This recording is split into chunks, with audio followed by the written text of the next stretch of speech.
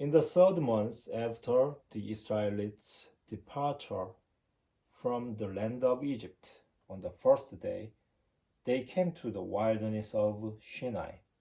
After they made the journey from Rephidim and entered the wilderness of Sinai, they then pitched camp in the wilderness.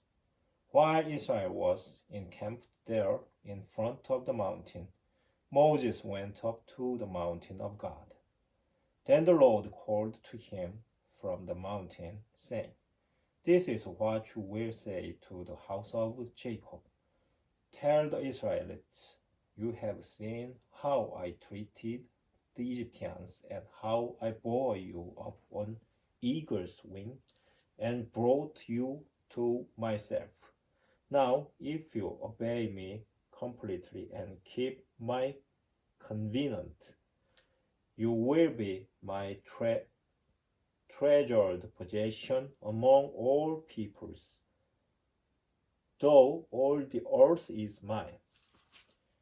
You will be to me a kingdom of priests, a holy nation. That is what you must tell the Israelites." So Moses went and summoned the elders of the people. When he set before them all that the Lord had ordered him to tell them, all the people answered together, "Everything the Lord has said, we will do." Then Moses brought back to the Lord the response of the people.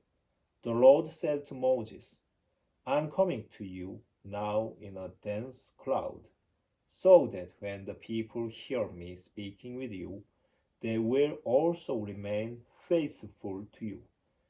When Moses then had reported the response of the people to the Lord said to Moses, "Go to the people and have them sanctify themselves today and tomorrow. Have them wash their garments and be ready for the third day, for on the third day the Lord will come down on Mount Sinai in the sight of all the people. Set limits for the people all around, saying, take care not to go up the mountain, or even to touch its edge. All who touch the mountain must be put to death.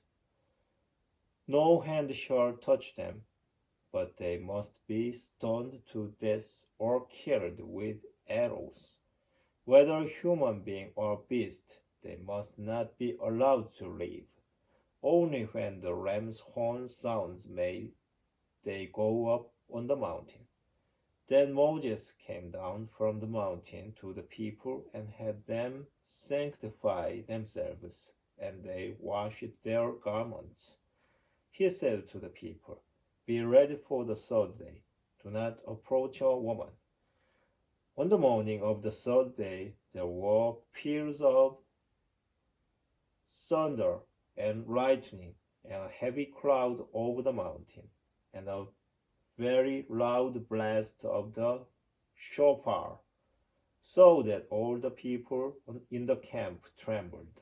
But Moses led the people out of the camp to meet God, and they stationed themselves at the foot of the mountain. Now Mount Sinai was completely enveloped in smoke, because the Lord had come down upon it in fire. The smoke rose from it as though from a kiln, and the whole mountain trembled violently. The blast of the shofar grew louder and louder while Moses was speaking, and God was answering him with thunder. When the Lord came down upon Mount Sinai to the top of the mountain, the Lord summoned Moses to the top of the mountain, and Moses went up. Then the Lord told Moses, "Go down and warn the people not to break through to the Lord in order to see him. Otherwise, many of them will be struck down. For their part, the priests who approach the Lord must sanctify themselves, else the Lord will break out in anger against them. But Moses said to the Lord, the people cannot go up to Mount Sinai, for you yourself warned us, saying, set limits around the mountain to make it sacred. So the Lord said to him, go down and come up along with Aaron, but do not let the priests and the people break through to come up to the Lord, else he will break out against them. So Moses went down to the people and spoke to them.